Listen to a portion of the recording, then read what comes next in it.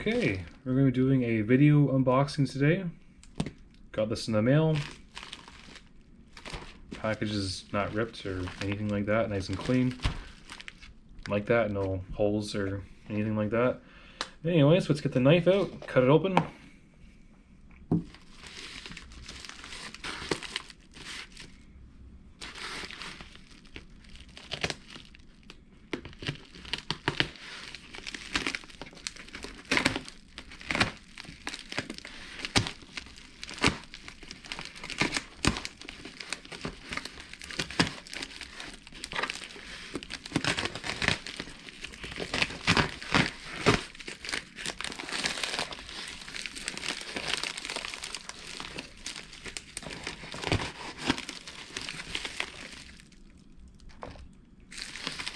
Okay, almost out.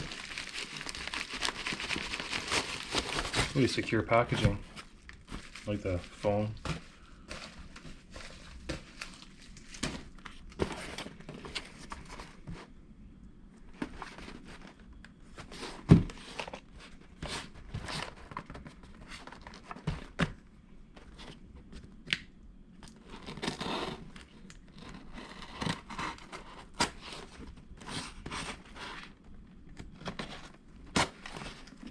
Okay, it's opened.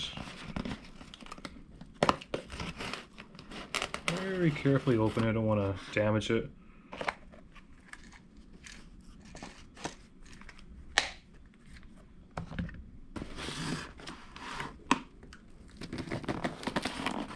Oh, okay, we got some newspaper.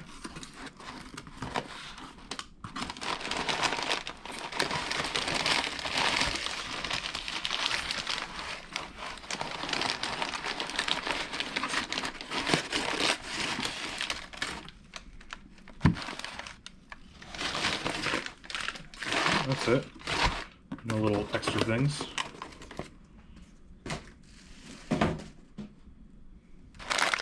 Okay, almost there. Almost. Okay, ready for this? This is something really special and really cool to show you guys. Introducing this.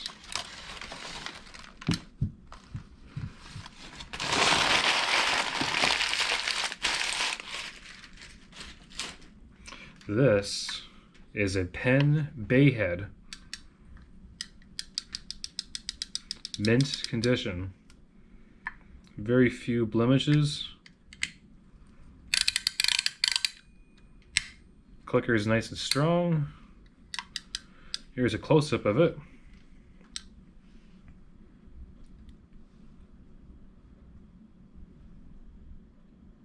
There you go, focus. Anyways, Penn Bayhead. Here's the engraved side plate with the sailboat on it. Sailboat with the ocean and the little birds and stuff. Anyways, I believe it's a 250 yard capacity, so that means it's a 107 Bayhead. So this is a Penn 107 Bayhead.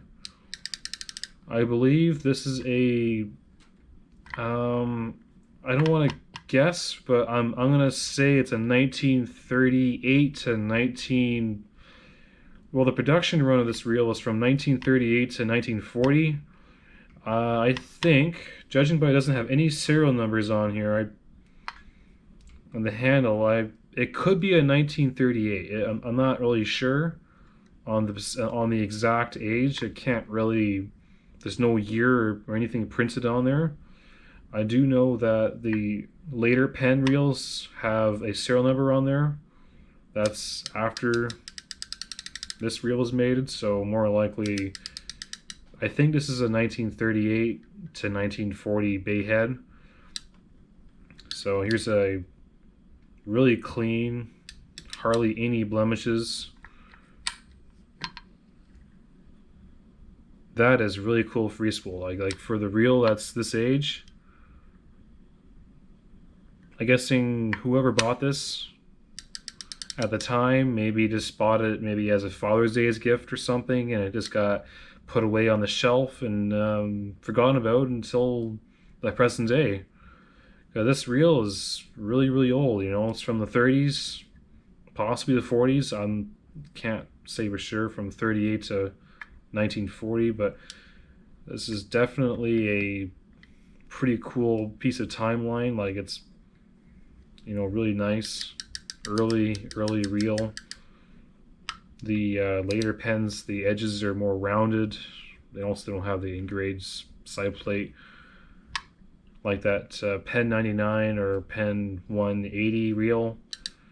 They're more rounded and don't have any engraving on them. But this one over here doesn't have any of that. It's all beautifully made, very nice. The next video we're going to be doing is we're going to be taking apart this reel or disassembling the reel. Take a look inside of it, see what's inside. You know, maybe it's in mint condition. Hopefully on the inside, all the brass and bridge assembly. But yeah, you know, this is just a really cool vintage reel.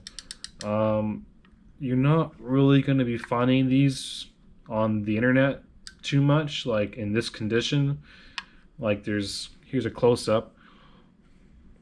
Like, there's hardly any blemishes on the chrome, or sometimes what happens is the clicker gets, you know, that's basically telling me it's brand new, or at least hasn't been used very much. The handle's a little on the stiff side, but I can get some oil and work it in there.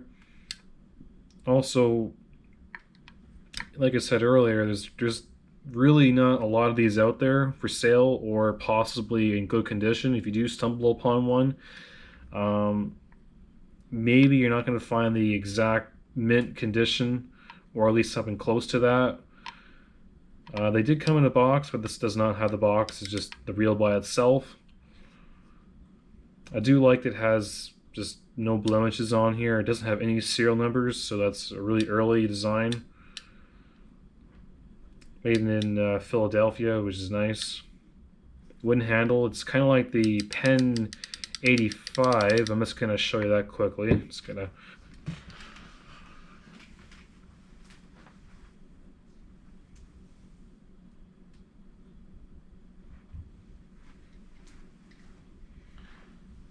Okay, so this is the Penn 85. I believe this is a late 40s, early 50s Penn 85. Plastic spool. The clicker is, again, pristine. There's no wear in the clicker. The chrome is a bit more worn, but you can see there's serial numbers on here. So I think this is a late 40s, early 50s. Also, like I was saying earlier, they don't really have that edged side plate. But if you're curious on how big the Penn Bayhead is, it's kind of the same as a Penn 85. So here's a close-up of the Penn 85. Right there, Penn 85. This is a late 40s, early 50s model because it has the wooden handle and it has a brass pinion gear inside. The newer ones from the 50s have a stainless steel pinion gear. This reel has a brass pinion gear inside of it. Just, again, this is a pristine reel for its age.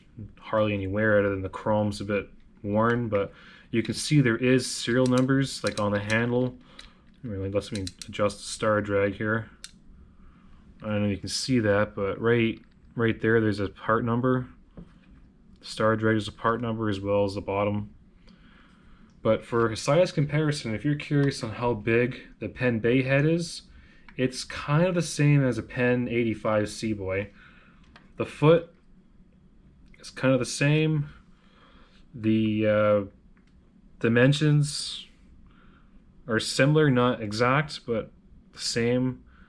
I'm just going to get a way of measuring that for you. Just hold on a minute. Let's get our measuring device. Zero that out. put that to millimeters. For the crossbar width, the width of the crossbar is on the Penn 85 Seaboy in millimeters. So around 46, roughly. 46, and the Penn Bayhead.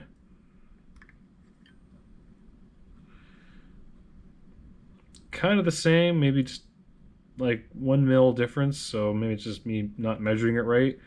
But if you were to replace the crossbars, I would more than likely say that they're the same because they're the same width. More likely the spool and everything else is compatible.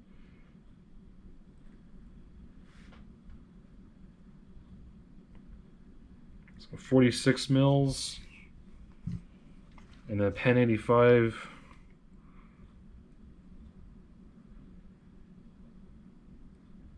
That's just me not holding it right.